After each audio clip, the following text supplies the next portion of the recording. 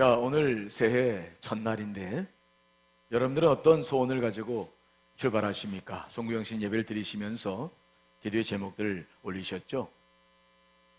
오늘 특별히 새해 첫날인데 오늘은 특별히 여러분 점심을 많이 잡수고 가세요. 오늘 장로님들이 헌신을 하시는 점심인데 맛을 좀 걱정했습니다만 일부 보니까 맛이 있더라고. 여러분들이 점심도 많이 잡수고 가시고요. 이 새해에 우리가 소망하는 것이 있다고 한다면 무엇일까? 어떤 분이 그런 소망을 했대요. 하나님, 올해는 뚱뚱한 지갑과 날씬한 몸매를 주세요.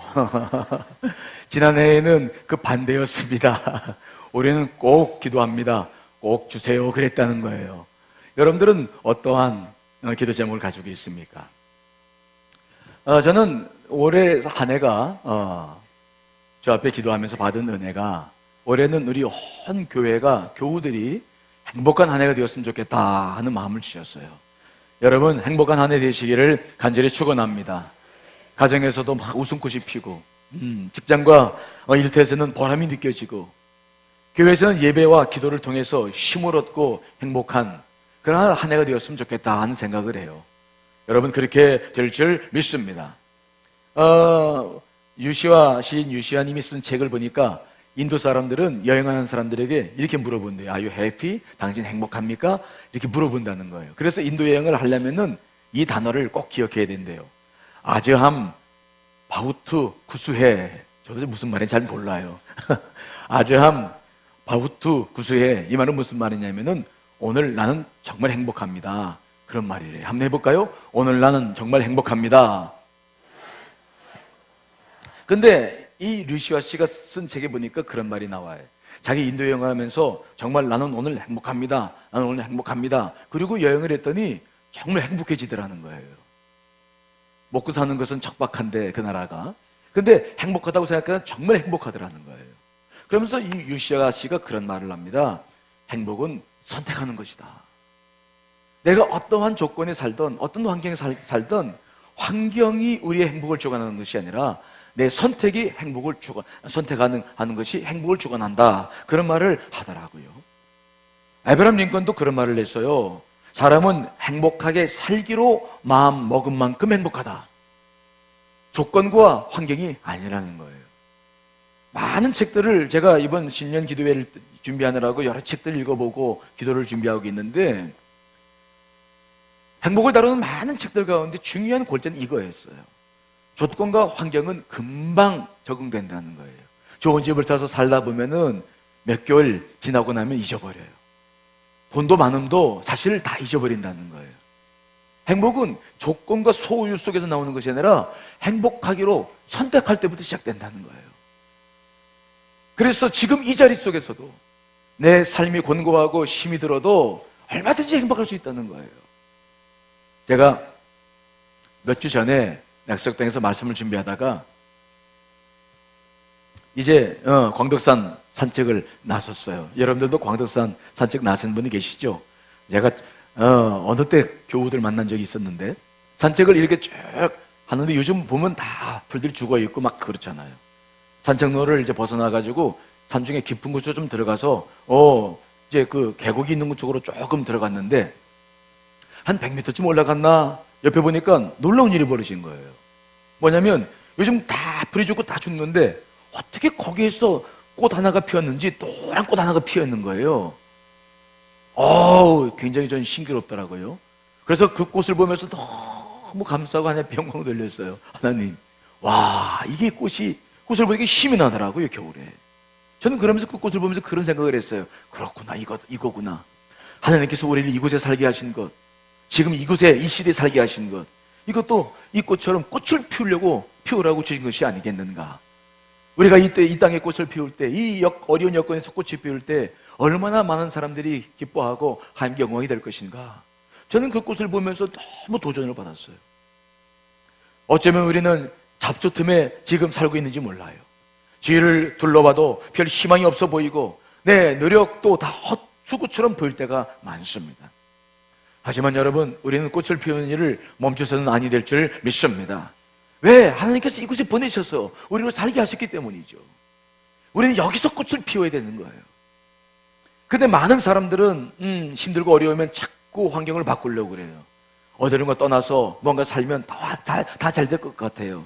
그러나 우리 하나님의 특성이 있어요. 하나님은 환경은 변화시키지 않아요. 하나님의 관심은 환경이 아니라 우리를 변화시켜 나가시려고 하시는 것인 줄 분명히 믿습니다. 내가 변화되는 거예요. 그래서 우리가 어떤 환경 속에서도 내가 변화되어야 되는 거예요. 내 마음대로 안 된다고 심술 부리고, 또 결혼하고 싶은데 계속 혼자라는 이유로 낙심하고, 사업이 잘 풀리지 않는다고 화를 내는 한, 우리는 아무것도 할 수 없어요. 늘 불행하게 살 뿐이에요. 하지만 어떤 환경 속에서도 내가 행복을 선택한다면, 내가 행복하기로 마음 먹었다면 그때부터 행복이 시작될 줄 믿습니다. 그게 행복의 원리더라고요. 자, 그렇다고 한다면 우리가 있는 곳에서 얼마든지 행복할 수 있다 말씀하셨는데, 그럼 어떻게, 무엇이 우리의 행복을 주관할까? 여러분, 우리가 있는 곳에서 행복의 꽃을 피우기 위해서 가장 중요한 게 있는데, 그것은 바로 뭐냐면, 따라합시다. 관계가 중요하다. 관계가 중요해요. 행복은 관계에서부터 와지는 거예요. 소유와, 물질의 소유와 가정의 넉넉함은 잠시예요. 그것도 관계가 깨져버리면 아무 의미가 없는 거예요. 그런데 여러분, 아무리 부족하게 살아도 관계가 살아있으면, 내 자녀들에게, 남편과 아내에게, 주변 사람들과 관계가 좋으면 거기서부터 행복이 느껴지는 거예요. 거기서부터 인생에 살만한 가치가 있다고 느껴지게 되는 거예요. 그러므로 우리가 인생을 살아갈 때에 행복하게 살려면은 소유나 다른 힘이 아닙니다. 관계에 관심을 가지시기를 간절히 축원합니다. 관계. 저희 집에도 가끔 그런 일이 있어요. 네. 저희 집 식구가, 시인이, 예인이, 우리 집사람 나 4명 살고 있어요. 네. 얼마나 행복해야 됩니까? 그렇죠? 근데 가끔 이 행복해야 될 가정이 행복하지 못하고 뭔가 좀 문제가 생길 때가 있어요. 주로 어느 때인 줄 아세요? 제가 관계를 무시할 때. 저는 목회를 하면서 시간이 늘 쫓기니까 자녀들하고 시간을 많이 못 보내요. 신녀에 대해서도 좀 대화도 나누게 해야 되는데 못 보내니까 그런 자책감이 있어. 그러다가 어느 날 갑자기 시간이 조금 여유가 있다 싶었을 때, 그때 제가 뭘 하냐면 애들에게 전화를 걸어요. 야, 시인아, 야, 오늘 저녁 먹자. 큰맘 먹은 거예요. 저는 지금 굉장히 큰 시간을 많이. 저녁 먹자. 그러면 반응이 어떻게 나와야 됩니까? 아빠 고마워, 이렇게 나와야 될 거 아니겠어요? 근데 저녁 먹자 그랬는데 이것들이 좀 컸다고 이제, 아빠 오늘 나 약속 있어. 그러려면 일찍 얘기해야지. 아니, 그렇게 이야기를 하면은 속에서 무슨 반응이 나옵니까? 내 속에서 그래 미안하다 이렇게 나옵니까? 이게 내가 어렵게 시간 내가지고 요것들이 그냥 컸다고 말해하면서 속에서 불편한 거예요. 그러면 알았어! 그러고 전화 끊어. 뭐 그렇게 끊지는 않지만 하여튼 알았어 속에서 탁 끊고 이제 집에 밤에 들어가면 얼굴 쳐다보고 싶지 않아요. 그냥 그것들 그냥. 그럼 그때 아내가 그런 얘기를 하죠. 여보, 우리가 몇 살에 결혼한 줄 알아? 우리 27살에 결혼했지. 제가 27살에 결혼했어요. 우리 집사람 나이가 똑같아요. 27살. 지금 애들이 나이가 몇 살인 줄 알아? 그러고 보니까 시인이가 이제 올해 31살이고 예인이가 28살이에요. 우리가 결혼할 때보다 나이가 더 들었어. 성숙했어. 그러니까 이제는 이 가족도 내가 아빠이기 때문에 내 마음대로 할 수 있는 게 아니에요. 다 성장했기 때문에 서로 존중해주고 관계를 맺어야 이 가정이 행복할 수밖에 없는 거예요. 그 관계를 무시하고는 도무지 이 가정에서 4명이 살고 있지만 이 속에서 행복을 찾을 수가 없는 거예요. 예전처럼 그냥 밀어붙여가지고 될 일이 아니더라고요. 그래서 제가 요즘은 가정에서도 관계를 생각합니다. 그래 이제는 내가 아빠니까 힘으로 밀어붙이지 말고 관계를 생각해야 되겠구나. 관계가 행복입니다. 따라합시다. 관계가 힘이다. 관계가 행복이다. 소유가 아니에요. 관계예요. 여러분, 가정만이 아닙니다. 직장 생활도 마찬가지고 교회 생활도 마찬가지예요. 예, 오늘은 하늘에서 전화가 많이 오네요. 제가 하는 설교가 주님께서 듣기 좋으신가 봐요. 네, 됐어요. 괜찮습니다. 그러므로 우리가 이 새해를 살아갈 때 행복하게 살려면요, 소유도 중요합니다. 없으면 너무 힘들잖아요. 하지만 소유보다 더 중요한 게 있는데 관계. 부부 사이의 관계, 자녀와의 관계, 교우 사이의 관계, 직장에서도 관계. 여러분, 대부분의 사람들은 이 사실을 깨닫지 못하고 자꾸 불행의 원인과 실패의 원인을 자기 능력 부족으로 자꾸 돌려요. 내가 부족해서 난 능력, 그래서 자꾸 절망에 빠지고 자기가 부족한 사람이라고 자기 전 존재를 다 상실해버려요. 그렇지 않아요. 대부분의 인생의 불행은 능력 부족이 아니라 관계가 얼마나 소중한지를 생각지 못하는 데서 와지는 거예요. 만약 우리가 그 사실을 알 수만 있다면 우리는 자학할 필요 없어요. 우리는 자기의 가슴을 칠 필요가 없어요. 관계 개선을 위해서 노력하면 될 줄 믿습니다. 어떻게 관계를 개선할 것이냐? 어떻게 가정에서, 직장에서, 교회에서 어떻게 할 것인가? 이것이 우리의 중요한 관심이 되면 되는 거예요. 그래서 우리가 이 새해에는 그 관계를 더 깊이 깨닫고 그 관계를 통해 주시는 하나님의 은혜를 많이 누릴 수 있게 되시기를 간절히 축원합니다. 자, 그렇다고 한다면 그 관계가 중요하다고 그랬는데, 그렇다고 한다면 우리가 제일 먼저 관계를 개선시키고 좋은 관계를 맺어야 될 분이 누구십니까? 누구십니까? 하늘에 계신 하나님이시죠. 여러분, 그분은 우리를 지으셨을 뿐만 아니라 우리를 구원해 주신 분이십니다. 그분은 지금도 우리를 향해서 역사하신 분이십니다. 그러므로 우리가 그분과의 관계없이 모든 관계가 형성되기는 어렵습니다. 저는 오늘 이 시간 그래서 하나님과 관계에 대한 문제를 여러분과 말씀을 드리고 싶어요. 여러분, 하나님과 관계를 먼저 여시기를 간절히 축원합니다. 여러분, 하나님 어떤 분이십니까? 하나님은 노하기를 더디하시고 은혜로우시고 자비로우신 분이십니다. 근데 성경을 보면은 우리와의 관계에 있어서 그 단어보다 핵심적으로 말씀하시는 게 있어요. 그 핵심적인 단어는 뭐냐? 하나님은 질투하시는 분이라는 거예요. 뭐 하신다고요? 질투하신다는 거예요. 여러분, 질투라는 것이 이게 하나님께서 쓰실 만한 용어입니까? 이것은 인간끼리, 연인끼리나 부부 사이에 쓰는 단어인데 하나님이 이 단어를 자기에게 쓰시는 거예요.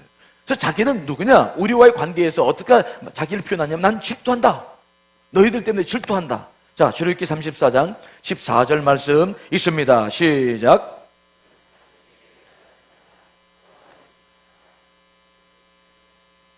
질투의 하나님이라는 거예요.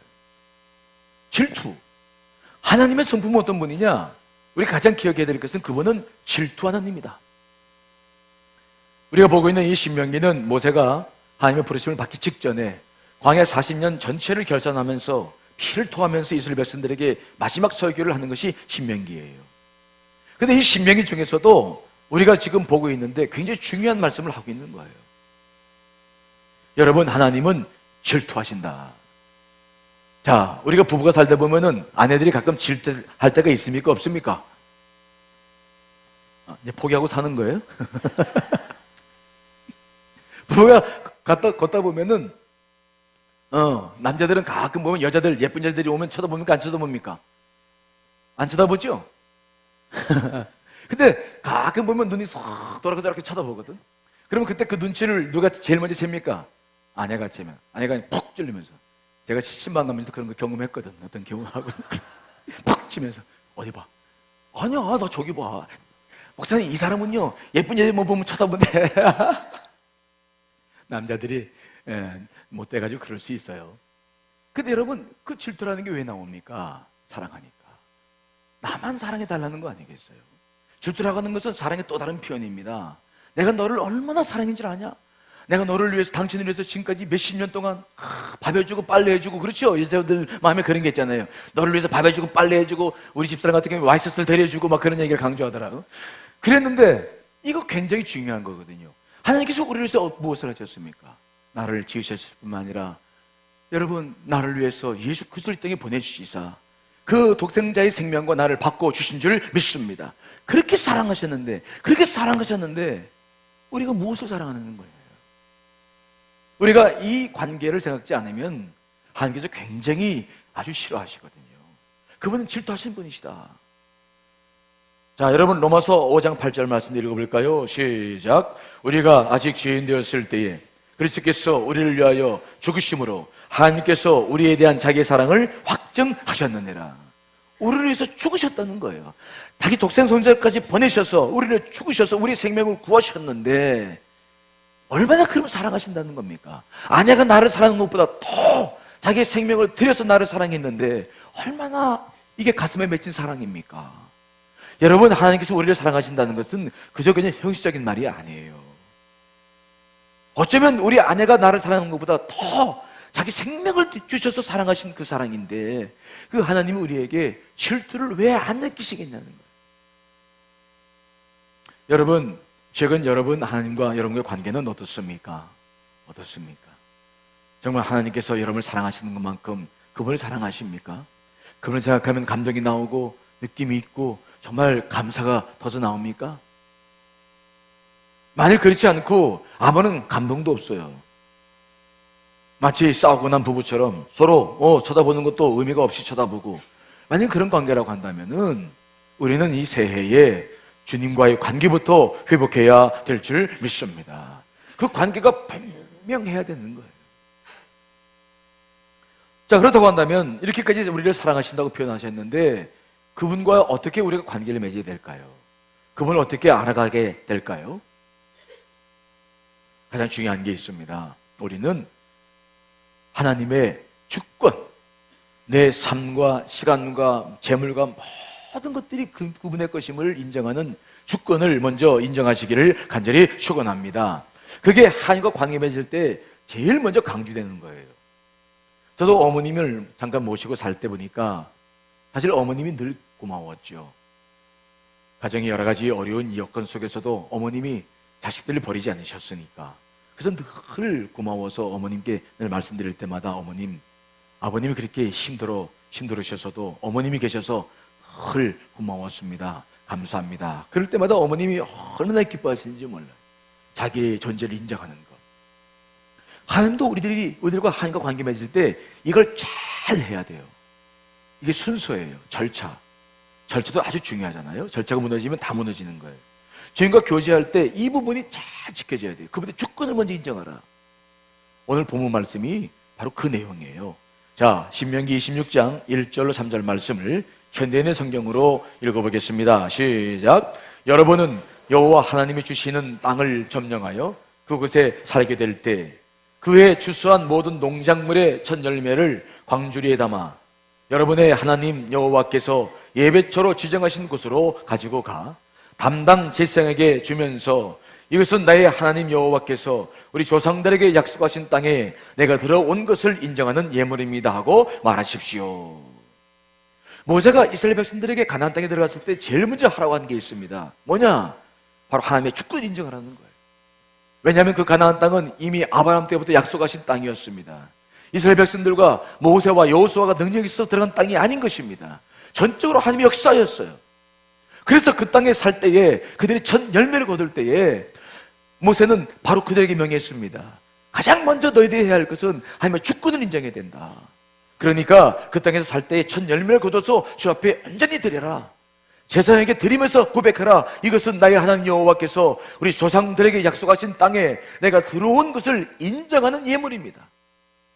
인정하라. 그분의 주권을 인정하라. 그분이 나에게 베풀어 주신 것들을 인정하라. 그거예요. 그것이 그분과 관계를 맺는 아주 중요한 출발점인 것입니다. 그래서 첫 열매는 무슨 의미입니까? 모든 것이 하나님이 주신 것입니다. 그것을 상징해서 첫 열매를 거두어서 주 앞에 드립니다.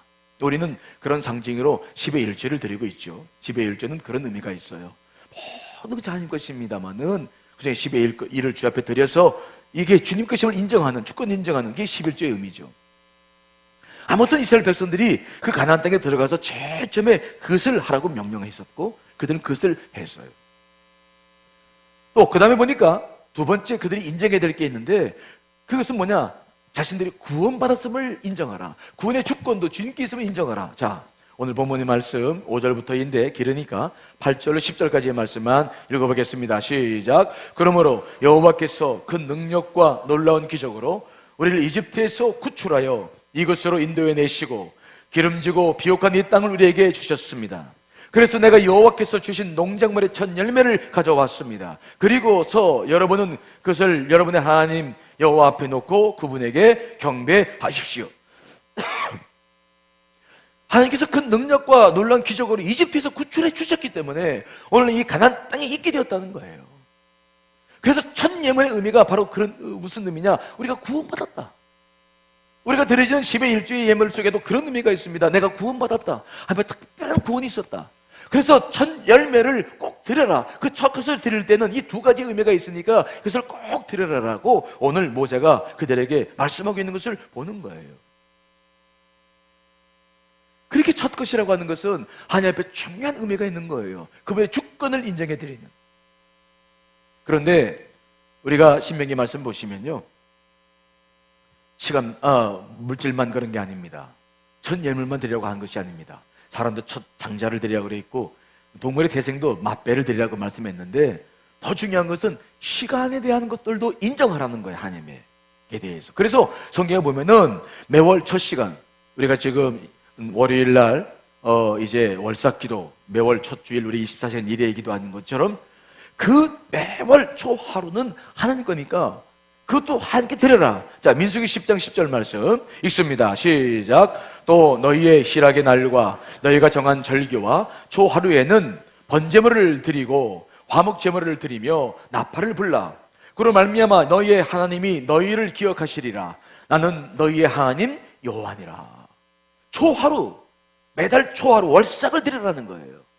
그렇게 드렸을 때에 하나님께서 내가 너희의 하나님이 될 것이다. 하나님을 내가 기억할 것이다. 라고 말씀하시는 거예요. 즉, 첫 예물을 드리고 첫 시간을 주 앞에 드려라.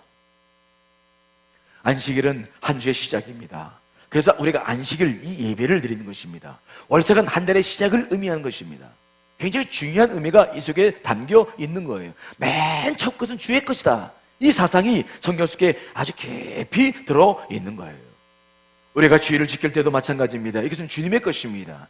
우리가 안식일이 아니라 주님께서 부활하신 날을 지키고 있는 주일을 지키고 있습니다만은 동일한 의미가 있습니다. 예수 십자가의 보혈로 우리를 구원해 주시고 십자가에서 부활하셨던 그 날을 기념하는 이 주일은 바로 한 주간의 첫 주일이죠. 그리고 한 달은 초하루가 굉장히 중요한 의미가 있고요. 자, 그렇다고 한다면 매해를 시작하는 첫 주간은 어떤 의미가 있을까요? 성경에 찾아보면은 이스라엘 백성들은 신년을 이렇게 지냈어요. 우리는 신년을 1월 달로 지키고 있는데 그들은 6월절인 7월 달이 신년입니다. 그래서 7월 1일이 되면 그들은 우리처럼 굉장한 축제가 벌어지고 감사의 제사가 드려지게 되고요. 일주일 내내 주 앞에 영광을 돌리는데 특별히 7월 10일은 속죄일로 잡아서 자기 모두를 씻는 그러한 절기로 그들은 보내고 있는 것을 보게 됩니다. 즉 신년에도 그 첫 주간을 소중히 여기는 정신이 담겨 있는 거예요. 저는 금년도 2017년도 신년 달력을 딱 받아보면서 다이어리를 딱 보니까 너무 감사한 게 있었어요. 왜냐하면 아니 글쎄 1월 1일도 주일이고 한 주간이 그냥 꼬박 뒤에 있는 거예요. 여러분 이런 년이 아니 욕처럼 보이네. 이런 해가 어디 그렇게 흔합니까? 이런 해가 흔해요? 아니 보니까 주일부터 그냥 쫙 빼꼼하게 한 주간이 딱 있는 거예요.